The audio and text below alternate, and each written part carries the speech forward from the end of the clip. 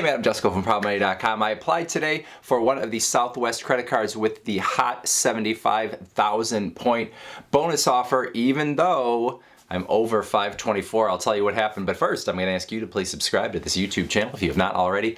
And if you have already, I thank you for doing so. So last week I told you about two different bonus offers that were on cards actually issued by Chase, but with Chase partners. So you had the Southwest credit cards that have a 75,000 point bonus opportunity. All three of their cards have that, or at least all three of their consumer cards. And then also on the Marriott end, there is a 5 free nights offer. Both of those require $5,000 of spending in the first 3 months after you get the card. So those are really nice bonus offers, and I was very tempted, but there were a couple of considerations.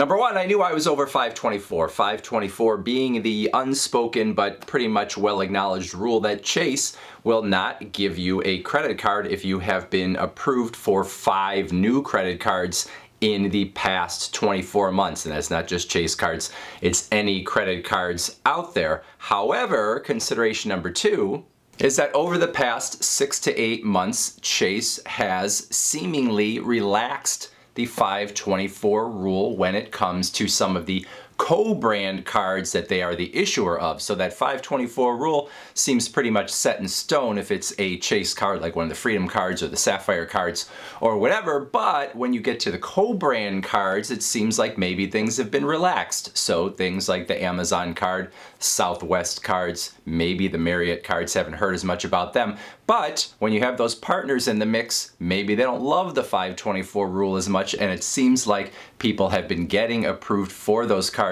even if they're over 524. So in the interests of science, I decided to experiment for myself. Now, I chose one of the Southwest offers to go after. I did say in the video last week that I thought the Marriott offer actually had more potential value, the 5 free nights, but you did have to use the 5 free nights within a year of getting them, and I was a little bit unsure on the flexibility there in terms of whether I was sure I would use those or want to use those within a year of getting them. So I decided one of these Southwest offers, 75,000 points. Again, if you spend $5,000 in 3 months, gave me a little more flexibility. So specifically, I went after the Southwest Plus card, which is the sort of entry level of the 3 Southwest consumer cards with its $69 annual fee. Wasn't quite ready to commit to one of the higher end Southwest cards. So I went through and applied today, and I was actually thinking that with that big bonus spend necessary, that would probably help my chances. Now, in terms of 524, I counted that I'm 624. It's possible I was 724. I had one account that was sort of right on the cusp of the 2-year mark. I do have 3 other Chase cards, but none of the new cards that I have over the past 2 years are Chase cards. So I don't know if that is a good thing or a bad thing. Chase knows me as a customer, but they also know that I've been getting a decent number of credit cards from other issuers out there. So as I went to apply, wasn't sure what to expect. So I filled out that app and I hit apply, and what did I get?